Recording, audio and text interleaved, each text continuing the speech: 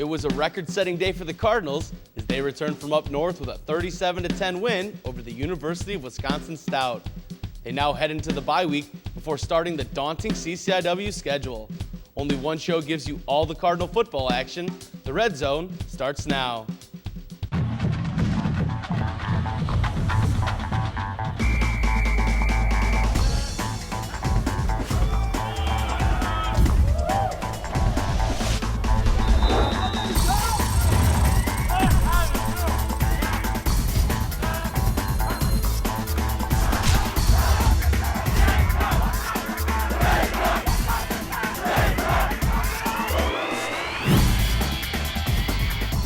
Welcome to the Red Zone. I'm Mark DAHLQUIST. With me to start things off is head coach for the Cardinals, John Thorne.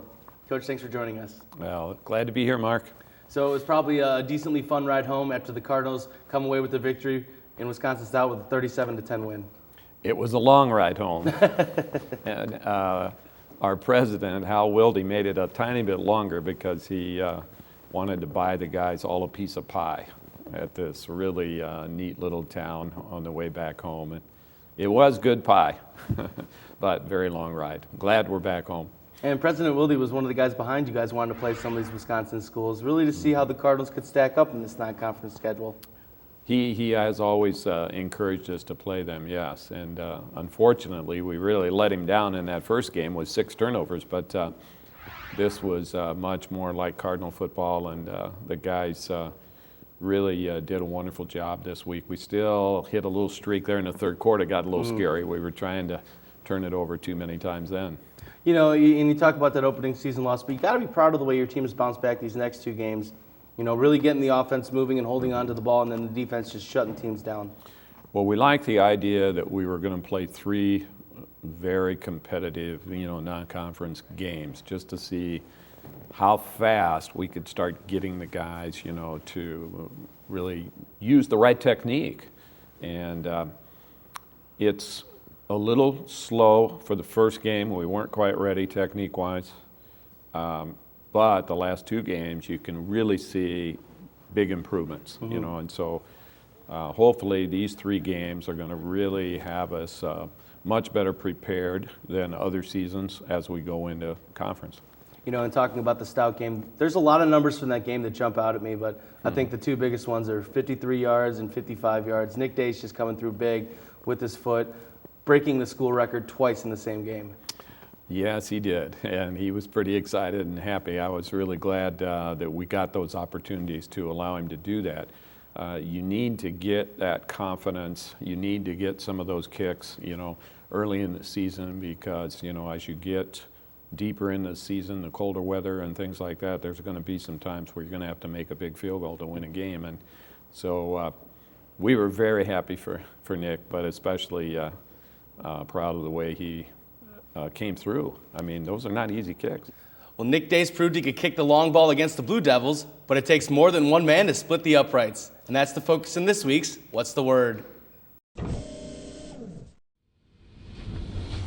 You got to get the chemistry down with the long snappers and like the big 3, the long snapper holding the kicker, and that's what we work on during practice. Like every day, we get at least 20 reps a day with us 3, just so we get like the chemistry, get the speed down, all the operation times, so they're all precise and good. Going through it every day and then going through it before the game and during the game, we work together so much it kind of comes naturally.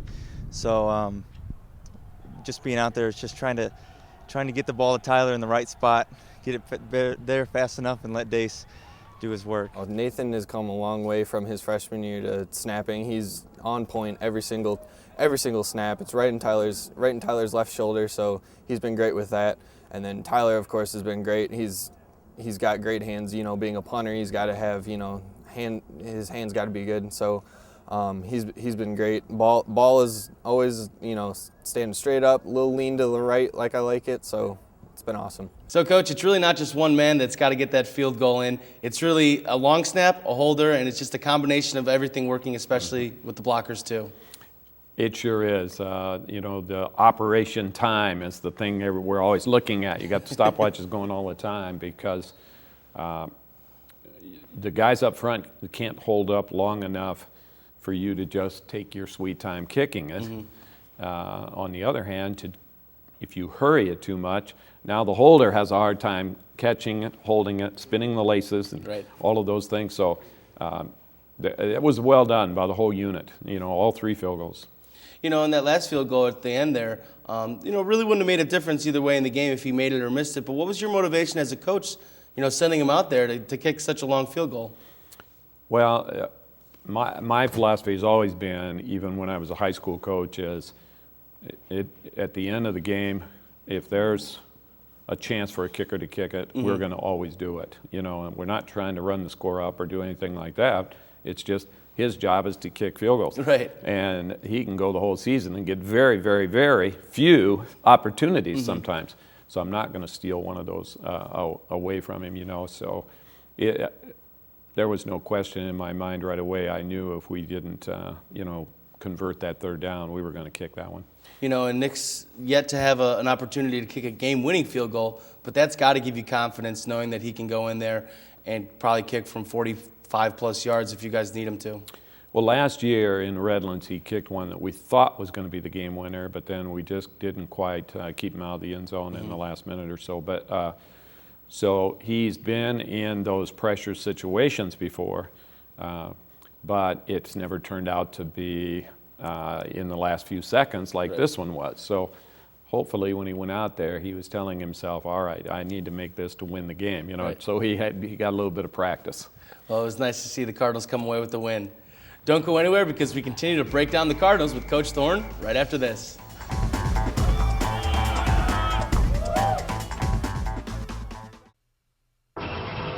Yes, ready.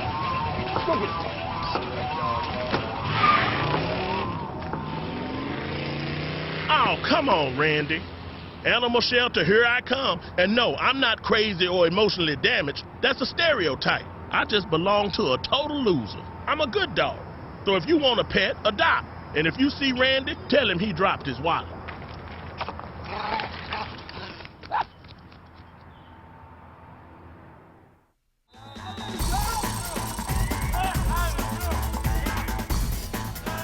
Welcome back to the Red Zone. With us still is head coach John Thorne.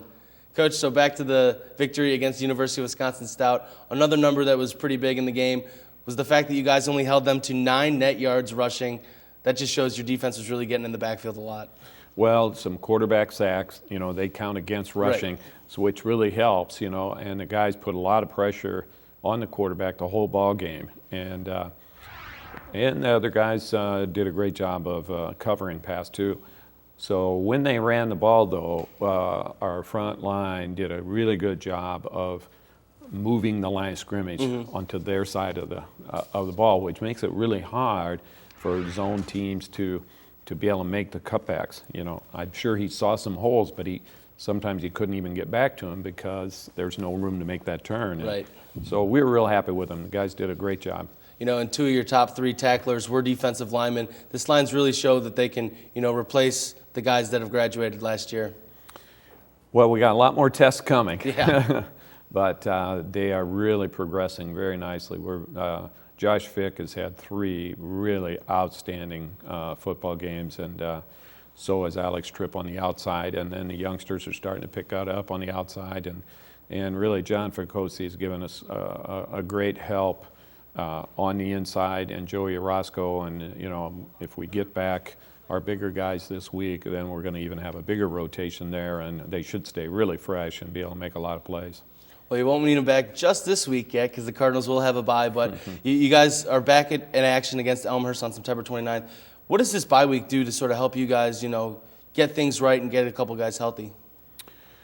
Well, we're hoping guys get healthy, obviously, but more importantly, we're trying to work really hard on conditioning, on technique, on understanding the concepts better.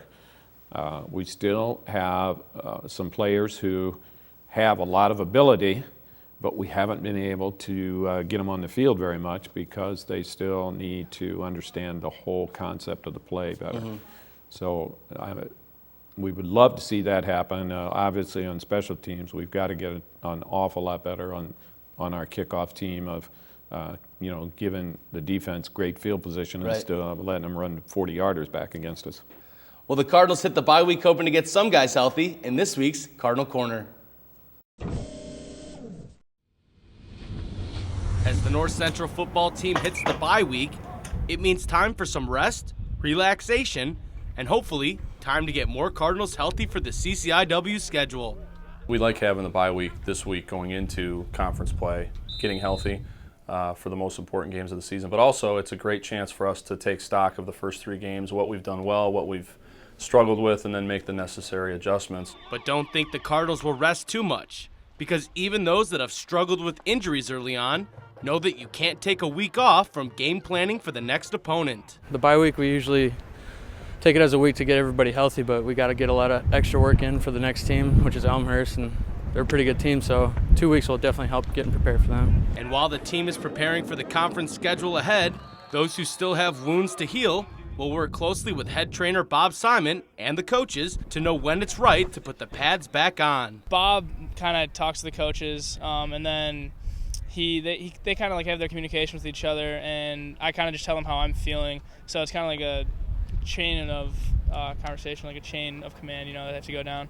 While injuries during the season may be inevitable, it doesn't mean the team has to miss a beat with the next man in. We talk to the kids all the time about opportunities and being ready when your number's called, and you don't know if they're ready until that opportunity comes. And the whole squad has the opportunity to bring home the Cardinals' 7th straight CCIW title.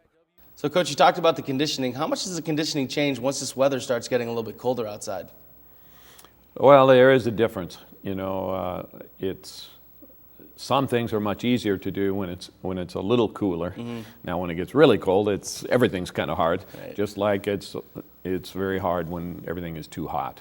So we're happy to see the weather cool off just a little bit like this. But our fast twitch muscle activities need to get better. We have to get quicker. We're moving the right direction. We're doing a lot of things like they're supposed to, but we're not moving fast enough to beat the really good teams. So that's a big focus this week. And your quickness will be put to the test in the upcoming weeks as you guys finally hit that conference schedule. And there's a couple of tough opponents that you guys probably have circled on the calendar, in particular, Wheaton College and Illinois Wesleyan. Elmhurst is very good. That's true. You can't we pass better worry about them one game first. at a time. Yeah, right. Yeah. So we haven't looked ahead yet to even see the other teams on tape other than Elmhurst, and so maybe before this week's over, we might take a peek at somebody. But right now, we really need to work hard on figuring out exactly what we need to do against Elmhurst. And what are you guys hoping to take from those 3 non-conference games that you guys have been doing well and carry that into the CCIW schedule? Well, I thought it was pretty physical at the line of scrimmage, and so hopefully our offensive line and defensive line have faced some of the bigger, tougher, stronger blockers and so forth that they're going to face, and can we now get even better as we go through these 7 conference games. Well, Coach, we wish you best of luck in the CCIW schedule, and especially against the Elmhurst Blue Jays in 2 weeks. All right, thank you. Keep it right here, because after the break, we'll sit down with 2 Cardinals that helped boot North Central to victory. The Red Zone will be right back.